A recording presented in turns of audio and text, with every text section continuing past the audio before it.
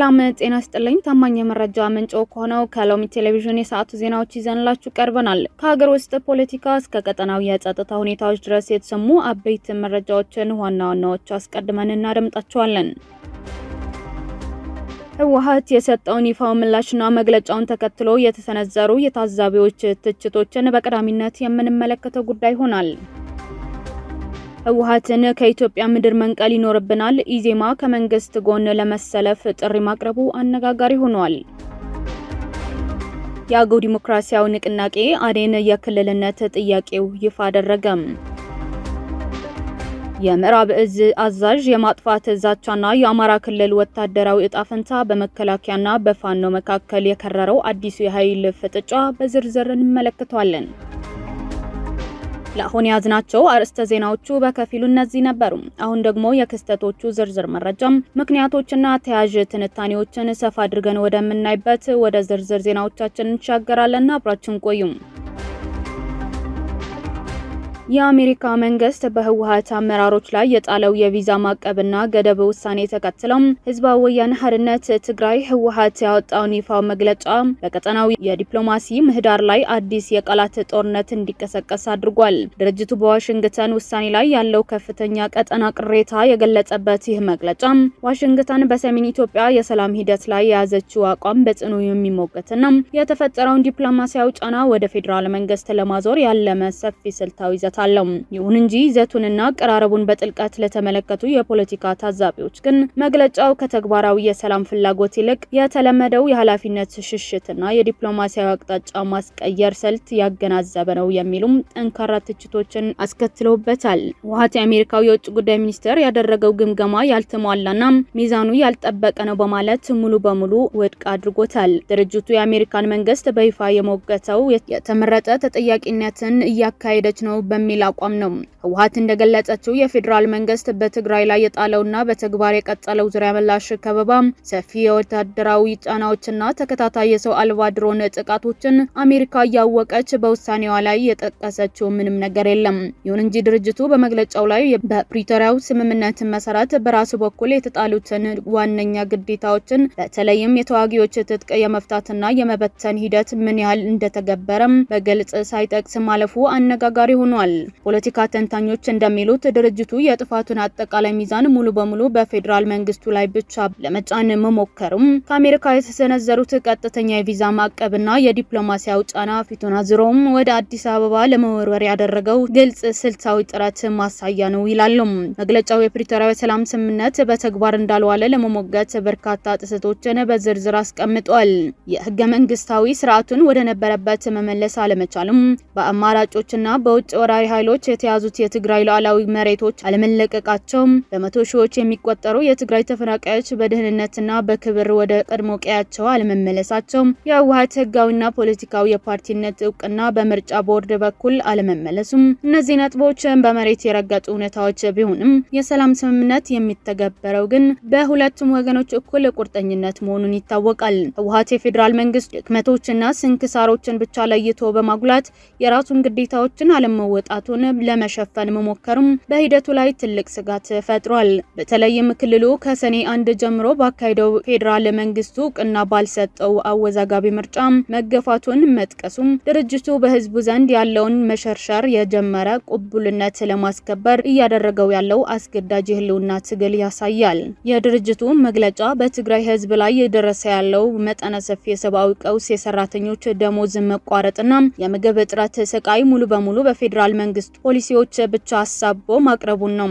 በክልሉ መሰረታዊ አገልግሎቶች ሙሉ በሙሉ አለመመለሳቸውና እርዳታ በአግባቡ አለመድረሱ የጸና እውነት ቢሆንም የህወሓት አመራሮች ግን የክልሉን የጸጥታ ሁኔታ በማረጋጋት የውስጥ አስተዳደሩን በማስተካከልና የተፈጠረውን የውስጥ ክፍፍል ለመፍታት ረገድ ያለባቸው ቀጥተኛ ኃላፊነት ወደ ጎን ገፍተውታል። ይህን የህዝብ ስቃይ እንደ ዋነኛ የፖለቲካ መደራደሪያ መሳሪያ አድርጎ መጠቀም በራሱ የሞራል ጥያቄ የሚያጎላ አካሄድ ነው በሚል ታዛ ታዛቢዎች ይወቅሳሉ። በመግለጫው ማጠቃለያ ላይ ህወሓት ዋሽንግተን በትግራይ ላይ የምታደርገው የተዛባ ጫና እንድታስተካክል 5 ዋና ዋና ስልታዊ ጥሪዎችን በይፋ አቅርቧል። በአዲስ አበባ ላይ ጫና ማድረግ፣ አሜሪካ በኢትዮጵያ መንግስት ላይ ጠንካራ ጫና በማድረግ በፕሪቶሪያው የገባውን ግዴታ ሙሉ በሙሉ እንዲተገበር እንድታደርግ፣ እገዳዎችን ማንሳት፣ በትግራይ ላይ የተጣለው የሰራተኞች ደሞዝ፣ የባንክ አገልግሎትና የሰብአዊ እርዳታ እገዳዎች በአስቸኳይ እንዲነሱም፣ የተፈናቃዮችን መመለስ መደገፍ፣ ከቀያቸው የተፈናቀሉ የትግራይ ተወላጆች ደህንነታቸውና ክብራቸውን ተጠብቆም ወደ ሀገራቸው እንዲመለሱ ግልጽ የጊዜ ገደብ እንዲቀመጥ፣ የውጭ ኃይሎች ማስወጣት፣ ከፌዴራል ኃይሎች ውጪ በትግራይ ሉዓላዊ መሬት ላይ ያሉ ወራሪ ኃይሎች ሙሉ እንዲወጡም ግፊት እንድታደርግ፣ ህጋዊ እውቅና መመለስ፣ በስምምነቱ መሰረት የህወሓት ህጋዊና ፖለቲካዊ መብቶችን እውቅና እንዲመለሱም፣ ይህ አካሄድ ድርጅቱ በሀገር ውስጥ የተዳከመው ተሰሚነትና የኃይል ሚዛንን ለመቀየር አሁንም ቢሆን በውጭ ኃይሎች ጣልቃ ገብነትና ግፊት ላይ ያለው ጥልቅ ጥገኝነት ያረጋግጣል። የኢትዮጵያ ውስጣዊ የፖለቲካ ቀውስ በሀገር ውስጥ ውይይትና ድርድር ከመፍታት ይልቅ ሁልጊዜ አቤቱታውን ወደ ዋሽንግተን ማመልከት የሰላም ሂደቱ ዘላቂነትና ሉዓላዊነት ጥያቄ ውስጥ የሚከት ነው።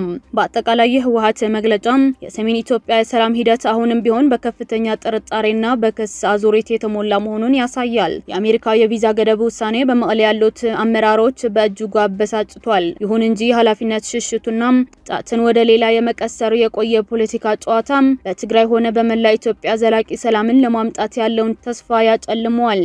በእንዲህ ያለ እርስ በርስ መወቃቀስና የወጣቶች መቀባበል በበዛበት ውስጥ ደግሞ የአሜሪካ ዲፕሎማሲ በትረ ማዕቀብ ምን ያህል ውጤታማ ሊሆን እንደሚችል፣ አሜሪካ ገለልተኛ መካከለኛ የመሆን ሚናዋን ምን ያህል ልታከብር እንደምትችል በእጅጉ አጠራጣሪ ነው።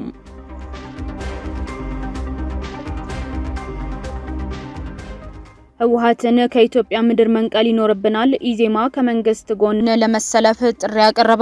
በትግራይ ክልል የተከሰተው አዲስ አስተዳደራዊና ፖለቲካ ውጥረት ተከትሎ የፕሮፌሰር ብርሃኑ ነጋው ፓርቲ ኢትዮጵያ ዜጎችን ለማህበራዊ ፍትህ ኢዜማ በህወሓት ላይ ቀጥተኛና ወታደራዊ ህጋዊ እርምጃ እንዲወሰድ ያቀረበው ተከታታይ ጥሪ ሀገር ውስጥ ፖለቲካ ምህዳር ውስጥ አዲስ የውይይትና የፍጥጫ አጀንዳ አስነስቷል። ፓርቲው ይፋ መግለጫ ካወጣ ከ2 ሳምንታት በኋላ የፓርቲው መሪ አቶ ኢዮብ መስፍን ከኤንቢሲ ቴሌቪዥን ጋር ባደረጉት ቆይታ መንግስት በህወሓት ላይ የማያዳግም እርምጃ እንዲወስድና እርምጃው ከተጀመረም ፓርቲያቸው በተግባር ከመንግስት ጎን እንዲሰለፍ በይፋ አረጋግጧል። አቶ ኢዮብ መስፍን በቃለ ምልልሳቸው ወቅት በክልሉ የተካሄደው የምርጫ ማግስት ክስተቶችን በመጥቀስ መንግስት ህወሓትን ለአንዴና ለመጨረሻ ጊዜ በቃ ሊለው ይገባል ብለዋል። ቡድኑ በአሁኑ ወቅት የትግራይ ህዝብ ለአዲስ መከራ እየዳረገው መሆኑን የጠቀሱት የፓርቲው መሪ ከምርጫው መልስ ትልቁ የቤት ስራችን ከትግራይ ህዝብ ጋር በመተባበር የህወሓትን እንቅስቃሴ መቀልበስ ነው ሲሉ ተደምጧል። የኢዜማ መሪ አክለውም በአሁኑ ወቅት የትግራይ ህዝብ በከፍተኛ አፈና ውስጥ ሆኖ እንኳን ተቃውሞ ገንፍሎ እየወጣ መሆኑንና ይህም ህወሓት መገንጠሉን እንደሚያሳይ ገልጿል። በመሆኑም ይህን ቡድን በኢትዮጵያ ምድር ዳግም እንዳይፈጠር ማስተማሪያና መቀጣጫ ሊደረግ እንደሚገባው ያሳሰቡት አቶ ኢዮብ ይህ ቡድን እንደዚህ የሚፋነንበትን አቅሙ ማሳጣትና የኢትዮጵያ ምድር መንቀል ይኖርብናል ሲሉ እጅግ ጠንካራ የጦርነት ጥሪ አቅርበዋል። ይህ የኢዜማ አቋም በፖለቲካ ታዛቢዎችና በሰብአዊ መብት ተሟጋቾች ዘንድ ቀላል የማይባል ትችት እያስተናገደ ይገኛል። በርካታ ታዛቢዎች እንደሚሉት ከገዢው የብልጽግና ፓርቲ ጋር ያለው የልዩነት መስመር በግልጽ የማይታወቀው ኢዜማ እንዲህ አይነቱ ፍጹም የኃይል እርምጃ የሚደግፍ ጥሪ ማቅረቡም ፓርቲው የገዢው አካል የፕሮፓጋንዳ ክንፍ መሆኑን የሚያሳይ ነው ሲሉ ይተቻሉ። በተጨማሪም በሰሜኑ የ2 ዓመት ደም አፋሳሽ ጦርነት ወቅት በትግራይ ህዝብ ላይ የሁሉ ሰቆቃና ሰብአዊ መብት ረገጣ ሲደርስ የነበረው ሁኔታ በዝምታ ያለፈው ወይም ከተግባሪዎች ጎን የቆመው ኢዜማ አሁን ላይ የትግራይ ህዝብ ካልተፈለገ መከራ እንታደገው በሚል ስልታዊ የሞራል ካርድ መጫወቱን ተአማኒነት የሌለውና የጦርነት ፍላጎቱ በሰላም ስም ለመሸፈን ያደረገው ሙከራ ነው በሚል አንዳንዶች በከፍተኛ ሁኔታ እየተቹ ይገኛሉ። ይህ የአቶ መስፍን የቴሌቪዥን ንግግር በድንገት የተሰነዘረ ሳይሆን ፓርቲው ቀደም ሲል ካወጣው ይፋ መግለጫ ጋር ሙሉ በሙሉ የሚናበብ ነው። ኢዜማ ከ2 ሳምንታት በፊት ባወጣው መግለጫ እንደ ህወሓት አይነት ደም የማይጠረቃ አካልና በህዝብ ላይ ምንም አይነት መስዋዕትነት በማያስተካከል መልኩ በህገወጥ ቡድን ላይ ብቻ ያነጣጠረ አስፈላጊ ህጋዊ እርምጃ በመንግስትና ከመንግስት ጋራ በጋራ በሚቆሙ ማንኛውም ለትግራይ ማህበረሰብ በሚቆረቆር አካል ሊወሰድ እንደሚገባ ያምናል በማለት የኃይል እርምጃው እንዲጀመር በይፋ ጠይቆ ነበር። የተከታታይ የፓርቲው ግፊት ፌዴራል መንግስቱ በመቀለ ላይ ሊወስድ ይችላል ተብሎ ለሚገመተው ማንኛውም ወታደራዊ ወታደራዊ ሆነ አስተዳደራዊ እርምጃ ቅድመ የፖለቲካ ሁኔታዎችን ለማመቻቸት የተደረገ ስልታዊ እንቅስቃሴ ይመስላል። የኢዜማ በጋራ እንዝመት ጥሪ በፌዴራል መንግስቱና በህወሓት መካከል ያለው የሰላም ስምምነት ይበልጥ ወደ ማፍረስ የሚገፋፋና በቀጠናው አዲስ የጦርነት ደመና እንዲያንዣብብ የሚደረግ ክስተት ነው።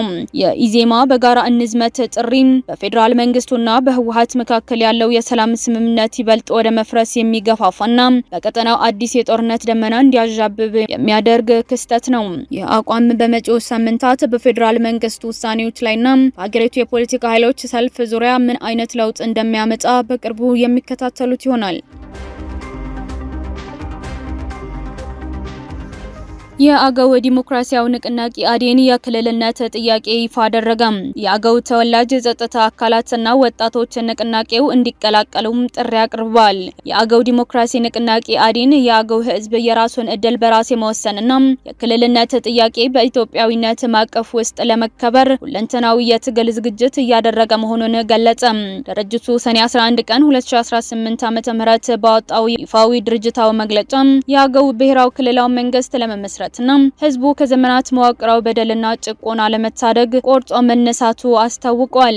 በሰነድ ላይ በተመለከተው መግለጫ የመጀመሪያ ክፍል ንቅናቄው የተሰመረበትና ዋና ዓላማ የአገው ህዝብ የራሱን ጉዳይ በራሱ የመወሰን የኢኮኖሚ እኩል ተጠያቂነትን የማረጋገጥና የፖለቲካ ውክልና የማግኘት ብሔራዊ ህልውናን ለማስከበር እንደሆነ ተብራርቷል። አዴን በትግል ፍልስፍናው ላይ እንደመለከተው ማንኛውም የአገው ማህበረሰብ አባል ሳይፈራና ሳይሸማቀቅ ባህሉን ቋንቋውንና ታሪኩን የሚያንጸባርቅበት ነጻነት ሊኖረው ይገባል። ለዚህም የልማት የባህልና የአስተዳደር ስትራቴጂዎች መቅረጽ ያለባቸው የህዝቡን ህመም ጠንቅቀው በሚያውቁ የራሱ ልጆች መሆን እንዳለበት ድርጅቱ ያምናል።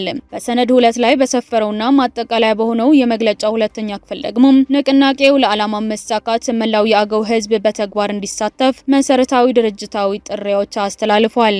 የመጀመሪያው ጥሪ ለጸጥታና ፖለቲካ መዋቅሮች በብልጽግና ፓርቲ በሀገር መከላከያ ሰራዊት በተለያዩ የፌዴራልና የክልል የጸጥታ መዋቅሮች እንዲሁም በየደረጃው ባሉ የዞንና የወረዳ የአስተዳደር እርከኖች ውስጥ ያሉ የአገው ተወላጆች በሙሉ ከጨቋኝ ስርዓት ወጥተው ወደ አገው ዲሞክራሲ ንቅናቄ አዴን እንዲቀላቀሉ በይፋ ጥሪ አቅርቧል። ሁለተኛው ጥሪ ለሰራተኞችና ተፈናቃዮች በተለያዩ ምክንያቶች ከሰቆጣ፣ ከአበርገሌ፣ ከጻቅብጅና ከዋክምራ ወረዳዎች የተፈናቀሉ አርሶ አደሮችና ያቆሙ የመንግስት ሰራተኞች ከዛሬ ጀምሮ ወደ ቀድሞ ቀያቸው እንዲመለሱ ጠይቋል። የአዴን ሰራዊት የእርሻ ስራቸውን ደህንነታቸውንና ሰላማቸውን የማስከበር ሙሉ ኃላፊነት እንዲወስዱና ሰላማዊ ኑሯቸውን እንዲመሩ ዋስትና እንደሚሆን ገልጿል። ሶስተኛው ጥሪ ለወጣቶች እድሜያቸው ከ18 በላይ የሆኑ ጤንነታቸውንና አቅማቸው የሚፈቅድላቸው የአገው ተወላጅ ወጣቶች በሙሉ የአዴን ሰራዊት በመቀላቀል ወታደራዊና ፖለቲካዊ ስልጠናዎችን በመውሰድ ለነጻነታቸው እንዲታገሉ ጥሪ ተደርጓል። አራተኛው ጥሪ ለአጠቃላይ ህዝቡም በማንኛው የእድሜ ክልልና አካባቢ የሚገኙ የአገው ተወላጅ ሁሉም የአገው ዲሞክራሲ ንቅናቄ ደግፎ እንዲታገል፣ ካልሆነ ግን አምባገነን መንግስት ህዝቡን እየከፋፈሉ ሊገዙት እንደሚችሉ በማስገንዘብ መላው ህዝብ ከድርጅቱ ጎን በመሰለፍ ብሔራዊ የማንነት ግዴታው እንዲወጣም የአገው ዲሞክራሲያዊ ንቅናቄ አዴን የሚዲያና የኮሚኒኬሽን ቢሮ በመግለጫው ጥሪ አስተላልፏል።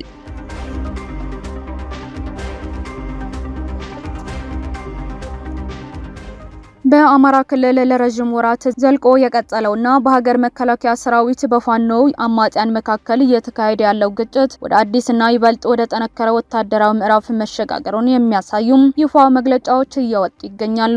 የምስራቅ እዝ ኮር አዛዥ ብርጋዴር ጀነራል አዲሱ መሐመድ በክልሉ የሚንቀሳቀሱ የፋኖ ኃይሎች ጽንፈኛና ጠላት በማለት በመፈረጅ እነዚህ ኃይሎች ከክልሉ ምድር ሙሉ በሙሉ ለማጥፋት በቅንጅት እየተሰራ መሆኑን በይፋ ማወጫቸው መንግስት ጉዳዩን በድርድር ከመፍታት ይልቅ ወታደራዊ ኃይል አማራጭ ላይ ሙሉ በሙሉ መደገፉን ያሳያል። ብርጋዴር ጀነራል አዲሱ መሐመድ ባስተላለፉት መመሪያ ላይ የሰራዊት አባላት ግዳጃቸው በብቃት እየተወጡ ነው ካሉ በኋላ በቀጣይ በሚወጡ ማንኛቸውም ግዳጆች ጠላት ያሉትን ኃይል ሙሉ በሙሉ መደምሰስ እንደሚያስፈልግ በግልጽ አስገንዝበዋል። የአይነቱ ጠንካራ ኃይል ቃል የሚያሳየው የፌዴራል መንግስት በክልሉ ላይ የጀመረው ወታደራዊ ኦፕሬሽን ወደ ማጠናቀቂያ ምዕራፍ ለማሸጋገር ማቀዱን ነው። የፖለቲካና ወታደራዊ ተንታኞች እንደሚሉት ከሆነ ከፍተኛ መኮንኑ ማጥፋት የሚለውን ቃል የተጠቀመው የፋኖ ወታደራዊ መዋቅር ማዘዣ ሰንሰለት ሙሉ በሙሉ መበተን እንደ ዋነኛ ስልታዊ ግብ መያዙን ለማሳየት ነው። ይሁን እንጂ የፋኖ አማጽያን የተበታተነና ይፋው ማዕከል የሌለው የውጊያ ስልት የሚከተሉ በመሆኑ ይህንን የኃይል ሙሉ በሙሉ ለማጥፋት የሚደረገው ጥረት በመደበኛ ጦርነት መልክ ብቻ ሊሳካ እንደማይችል ታዛቢዎች ይሞግታሉ። የጄኔራሉ መግለጫ እጅግ ቁልፍ የሆነ ስልታዊ ነጥብ አካቷል። እሱም በቀጠናው የሚንቀሳቀሱት ጽንፈኛ ኃይል በማጽዳት አስተማማኝና ቀጣይነት ያለው የሰላም ለማረጋገጥ የክልሉ የጸጥታ ኃይልና የህብረተሰቡ ተሳትፎ ተጠናክሮ መቀጠል አለበት የሚል ትዕዛዝ ነው። ይህ ጥሪ የሚያሳየው ሁለት መሰረታዊ እውነታዎች ነው። የፌዴራል መከላከያ ሰራዊት ብቻውን የፓርቲውን ውጊያ የሚያካሂደውን የፋኖ ኃይል ሙሉ በሙሉ መቆጣጠር ፋኖን ጽንፈኛ በሚል ስያሜ ፈርጆ ሙሉ በሙሉ ለማጥፋት መነሳት በክልሉ ያሉ የፖለቲካ ቅሬታ ያላቸው ሰላማዊ የህብረተሰብ ክፍሎችም ጭምር ይበልጥ ወደ ማመጽ ሊገፋቸው ይችላል ተብሎ ይፈራል። ይህም በሀገር ውስጥ ውይይትና በብሔራዊ ምክክር ሰላም ለማውረድ የሚደረገውን ጥረት ያደናቅፋል። በአጠቃላይ የምስራቅ እዝ ኮር አዛዥ ብርጋዴር ጄኔራል አዲሱ መሐመድ ያስተላለፉት ወታደራዊ ትዕዛዝ በአማራ ክልል ያለው ግጭት በኃይል የመቋጨት የመንግስት ጽኑ አቋም ያሳየ ነው። መከላከያ ሰራዊቱ የክልሉ የጸጥታ መዋቅርና ህዝቡን አስተባብሮ የፋኖን አማጽያን ለማጽዳት ቢያቅድም በችግሩ መሰረት ፖለቲካው መዋቅራዊ ቅሬታዎች በመሆናቸው ወታደራዊ መደምሰስ ብቻው ዘላቂና አስተማማኝ ሰላም ሊያመጣ ይችላል ወይ የሚለውን ጥያቄ በቀጠናው የፖለቲካ ተንታኞች ዘንድ አሁንም ትልቅ አጠራጣሪ አጀንዳ ሆኖ ቀጥሏል። የአሜሪካና የኢራን መሪዎች በሁሉም ግንባሮች ውጊያ ማቆምን፣ የሆርሙዝ ወሽመጥ መክፈትንና የባህር ማዕቀቦች መነሳት የሚያካትት አዲስ የመግባቢያ ሰነድ በተናጠል ፈርመዋል። የስምምነቱ ሁለቱም ወገኖች ጊዜያዊ አሸናፊ ቢያደርጋቸውም በቀጣዩ 60 ቀናት ውስጥ የሚጠበቀው የኒውክሌር ድርድር ግን እጅግ ፈታኝ እንደሚሆን ተገልጿል። ከዚህ በታች የስምምነቱ ዋና ዋና ነጥቦች የቴህራን ስሌትና ዋሽንግተን የፖለቲካ ገጽታ ባጭሩም ሊባኖስን ጨምሮ ለሁሉም ግንባሮች ውጊያ ማስቆም፣ የሁለቱም ሀገራት ሉዓላዊ መከበርና የሆርሙዝ ወሽመጥ በድጋሜ ተከፍቶ መርከቦች እንዲተላለፉ ማድረግ፣ አሜሪካ በኢራን የባህር መተላለፊያና በነዳጅ ባለሙያዎች ላይ የጣለችው ክልከላ ማንሳት፣ እንዲሁም ማዕቀብ የተጣለባቸው የቴህራን ሀብቶች ጥቅም ላይ የሚውሉበት መንገድ ማመቻቸት። ለመልሶ ግንባታ የሚውል ቢያንስ $300 ሚሊዮን ይመደባል ተብሎ ተጠቁሟል። ፕሬዝዳንት ትራምፕ ለኢራን $300 ሚሊዮን ይሰጣል መባሉም ሐሰተኛ ዜና ሲሉ አስተባብለዋል። ኢራን የኒውክሌር መሳሪያ ለመገንባት የሚውል የበለጸገ ዩራኒየም ማከማቸት አትችልም። ለቴህራን ይህንን ስምምነት የእስላማዊ አብዮታዊ ዘቡ ሳይፈርስ የተደረሰ መሆኑም እንደ ትልቅ ስልታዊ ድል እየቀረበ ይገኛል። የኢራን ጠቅላይ መሪ ለሂደቱ ይሁንታቸውን ሰጥቷል። ይሁን እንጂ ስምምነቱ በ60 ቀናት ውስጥ የኢራን ኒውክሌር ተቋማትን መልሶ መገንባትና ዩራኒየም ማበልጸግን ወደ ድርድሩ የሚያመጣ በመሆኑም የአገሪቱ መሪዎች ለሀገር ውስጥ ፖለቲካ አጣብቂኝ ሊያደርግ ይችላል። ኢራን የበለጸገ ዩራኒየሟ ከይዞታዋ እንዲወጣ ካልፈቀደ አሜሪካና ኢራን ያነሱት ኢራን ጊዜ ለመግዛት ብቻ ነው የፈረመችው የሚለውን መከራከሪያ የማጠናከር አደጋ አለው። በአሜሪካ በኩል በተራዘመው ጦርነትና ከምጣኔ ሀብት መዋዠቅ የተነሳ ከፍተኛ የህዝብ ተቃውሞ ሲገጥማቸው የነበሩት ፕሬዝዳንት ዶናልድ ትራምፕና የሪፐብሊካን ፓርቲ ስምምነቱ ትልቅ የፓርቲዎች እፎታ ሰጥቷል። ሆኖም ግን በርካታ የአሜሪካ ፖለቲከኞች ዋሽንግተን ከዚህ ስምምነት ምን ያህል አትራፊ ሆና መጣች የሚለውን ጥያቄዎች ማንሳታቸው አልቀረም። በመጀመሪያ ዙር ሁለቱም ወገኖች በስምምነቱ መደሰታቸው ቢገልጹም ወደ ጦርነት ከመመለስ የሚያቅበው መሆኑንና አለመሆኑን በቀጣዩ 60 ቀናት የኒውክሌር ድርድር ሂደት ላይ የሚወሰን ይሆናል። ወደ ሎሚ ቴሌቪዥን ተከታታዮች ለዛሬ ያዝናቸው አበይት መረጃዎችንና ትንታኔዎች እነዚህ መስሉ ነበር። ዜናዎቻችን ላይ ያላችሁ ማንኛውም አስተያየት በኮሜንት መስጫው ላይ እንድታጋሩ እንጋብዛችኋለን። መረጃዎችን በፍጥነትና በታማኝነት ለሌሎች እንዲደርሱም ቪዲዮውን ላይክ እና ሼር ማድረጋችሁን አትርሱም። በየሰዓቱ የሚወጡ አዳዲስና ትኩስ መረጃዎችን ለማግኘት ደግሞ ቻናላችንን አሁኑኑ ሰብስክራይብ ያድርጉ። ቀሪውን ጊዜ ሰላማዊና መልካም ጊዜ ይሁንላችሁ።